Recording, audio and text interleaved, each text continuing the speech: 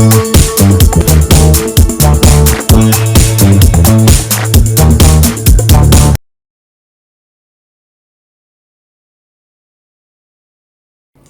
I'm Shehzeen Cassum, pioneer of flamenco in India.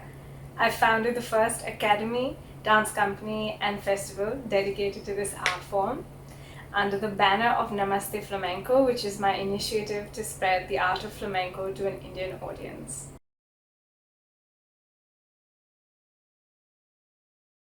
Before we get into appreciating flamenco, I'd like to bust a few myths and clear a few questions and common doubts that often occur to a new potential aficionado approaching flamenco for the first time. So I'm going to go out and say it, address the elephant in the room once and for all.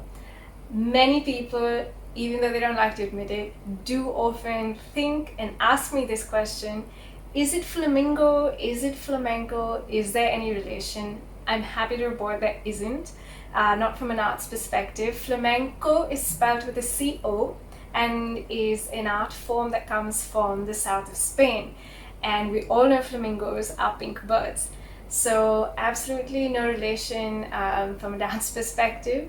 And I'm sure you're now in a position to correct anyone who says flamingo when they mean flamenco.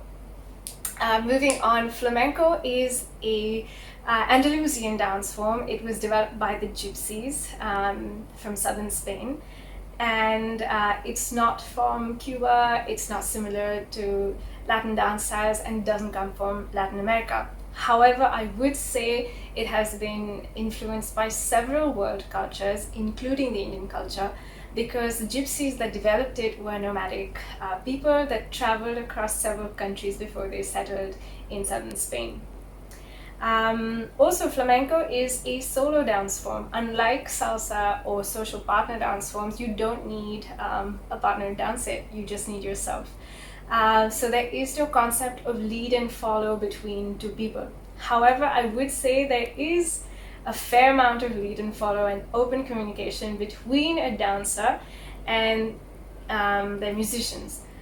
So flamenco is typically performed to live music in Spain, and the dancer is often in the foreground and musicians back that dancer behind.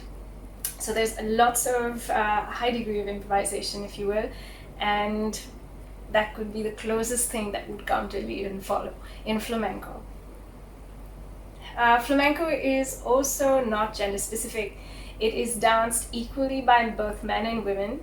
In fact, there is no age to start flamenco, and there's also no body type that is a prerequisite like classical ballet that you need for flamenco. So it's a pretty accepting, embracing dance form, open to anybody who wishes to try it.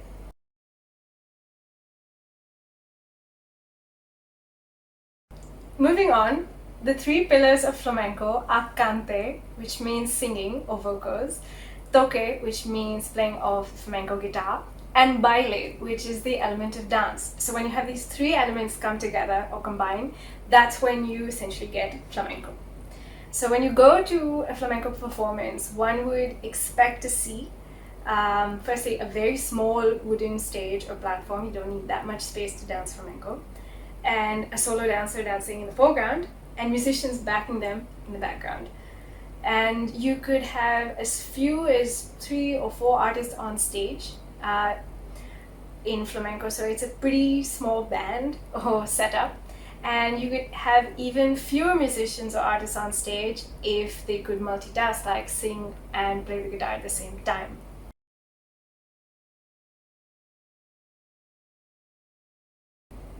Now, another element that you would see during a flamenco performance is a rhythmic clapping or accompaniment to aid a dancer or the musicians. And this is called palmas, which is palm percussion, and it's just a way to maintain the tempo and accentuate certain important accents within the rhythm of the style being performed by the dancer. And there are several styles within flamenco, which could be seen as a larger umbrella with several sub-styles built into it.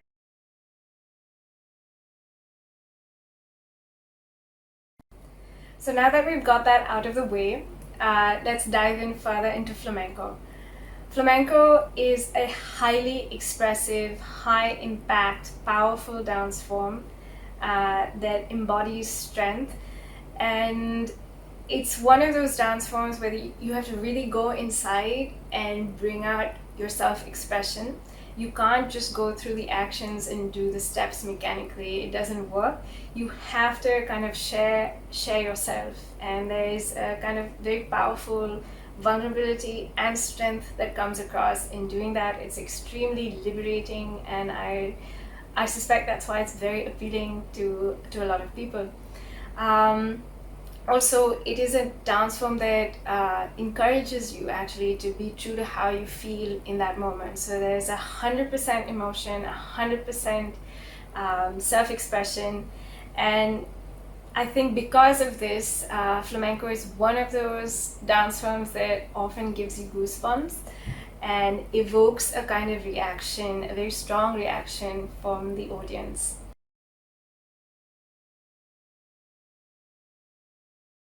Flamenco is one of those art forms where your taste will evolve with time, and your personal journey and explorations will be very unique and possibly take you to different dimensions that you may not be able to imagine or anticipate right now. But the easiest way to connect with this art form is through its music, because it's one of the quickest doors you can open to instantly connect with flamenco. And in light of that, I'd like to take a moment to give you some recommendations of musicians that you can listen to right away with internet, say on YouTube or Spotify, Apple Music, or any music engine or platform, and this is immediately. So let's start with the traditional, make our way through the contemporary, and end with pop flamenco music, because this is a very, very vast musical genre.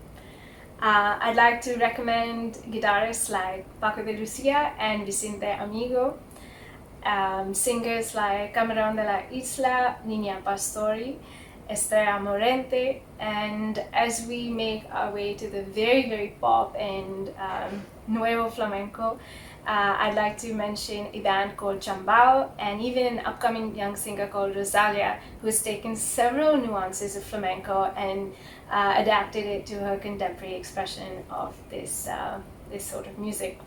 So that's all for now. I hope this has been educational and accessible at the same time, with some fun musical takeaways. I'm Shehzeen Cassum from Namaste Flamenco, and this is Avid Online. Thank you so much for tuning in.